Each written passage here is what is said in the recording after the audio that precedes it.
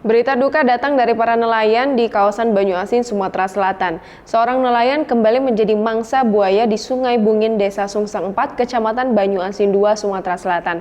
Korban bernama Rustam tewas di mangsa buaya saat ia terjatuh setelah perahunya tertabrak buaya. Rustam, seorang nelayan asal Desa Sri Menanti, Kecamatan Tanjung Lago, Banyuasin, Sumatera Selatan, tewas di mangsa buaya. Peristiwa tersebut terjadi pada Selasa 6 Oktober 2020 sekitar pukul 3 sore, Sungai Bungin, Desa Sungsang 4, Kecamatan Banyuasin 2, Banyuasin, Sumatera Selatan. Kepala Seksi Wilayah 2 TN Sembilang, Afan, mengungkapkan korban saat itu bersama dengan bapak mertuanya, Gani, 70 tahun, sedang mengangkat jaring ikan, tiba-tiba perahu ketek korban disundul oleh buaya dari bawah dan terbalik. Namun korban Rustam menghilang dan dimangsa buaya.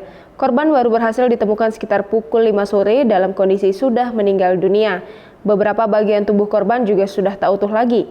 Afan mengatakan dalam kurun setahun terakhir sudah 3 kali pihaknya mencatat kejadian serupa. Padahal daerah Sungai Bungin merupakan habitat buaya.